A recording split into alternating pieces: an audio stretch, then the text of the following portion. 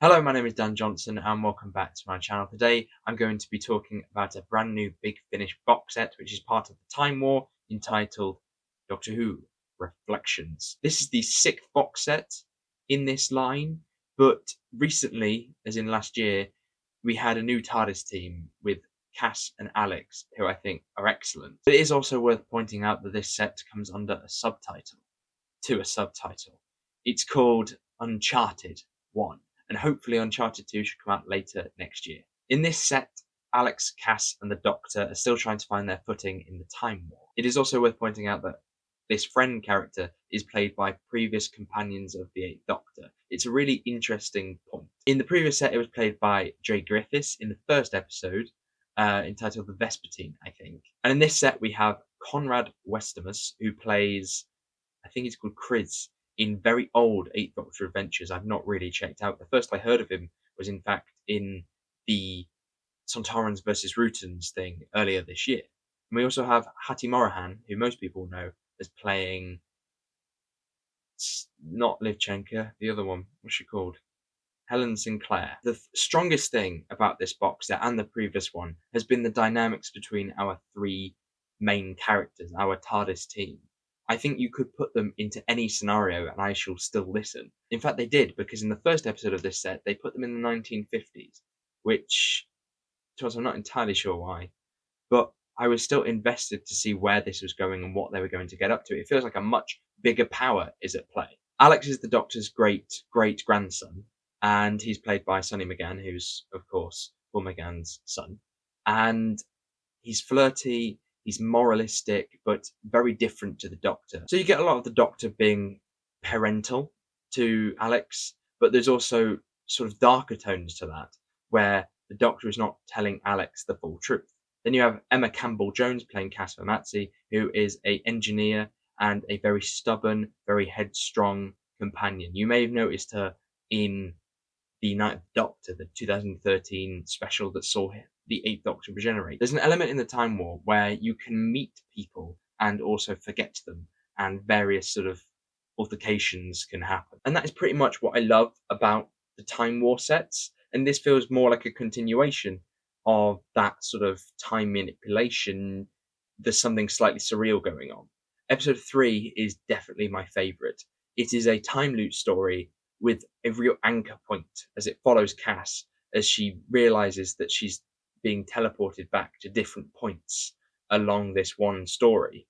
And because you have that anchor point, you don't get lost. You always know where you are.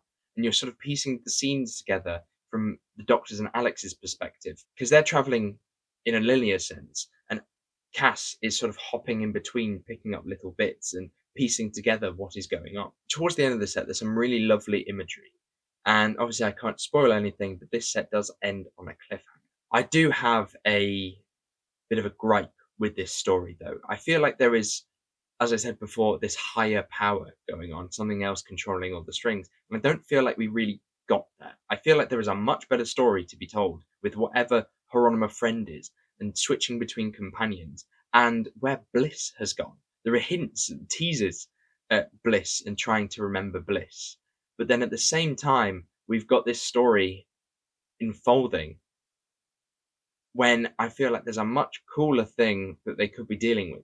Maybe part 2 should do so, but that's why I'm really struggling to decide whether I am satisfied or not with it. Because on one hand, you have all this stuff that I really like the dynamics and these really nice stories. On the other, there is an element that we're padding, we're plodding, we are waiting until Rani Thakara is available to do Bliss again.